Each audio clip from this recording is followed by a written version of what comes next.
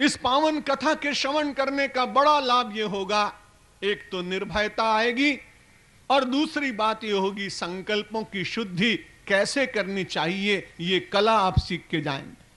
अनेक ललित कलाओं के लिए कई एकेडमी खुली हुई और हमारे देश में बड़े बड़े पदों पर बैठे हुए लोग कभी कभी उन कलाकारों को इतना अधिक पैसा देते हैं कि वो समाज को कुछ दे नहीं पाते, बल्कि उनके कार्यक्रमों के कारण अन्य समुदाय के लोगों के भीतर उद्वेग जागता है और उनका कार्यक्रम भी समाप्त हो जाता है और जनता में एक विद्रोह का भाव भी जगता है।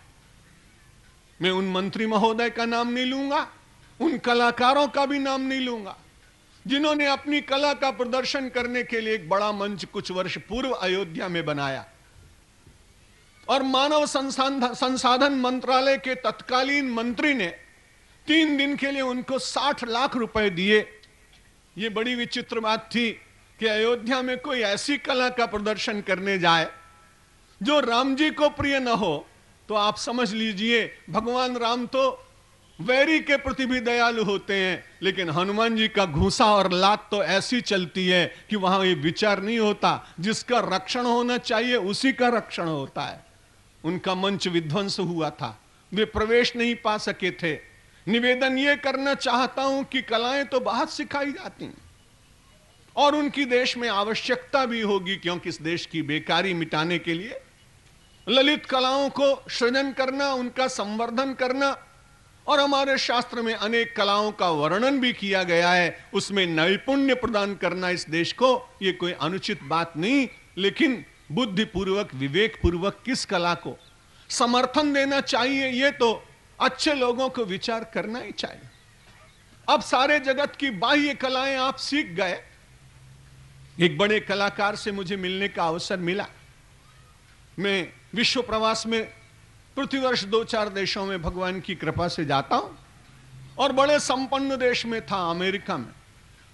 उनका बड़ा नाम सुना था, इसलिए जब आए तो मैंने उनसे कुशल प्रश्न पूछा, लेकिन कुशल प्रश्न पूछने के बाद में जो प्रसन्नता मुख पर दिखाई पड़नी थी वो दिखाई नहीं पड़ी।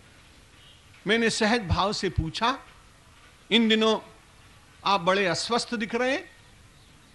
उनकी धर्मपत्नी साथ में थी। उन्होंने कहा नहीं, शारीरिक दृष्टि से तो ये स्वस्थ हैं। मैंने कहा फिर क्या हो गया? बोल वो पता नहीं लग पा रहा है, 2-3 चिकित्सकों को दिखा के आए हैं, वो चिकित्सक कह रहे हैं रोग तो इनको कोई नहीं, लेकिन डिप्रेशन हो गया।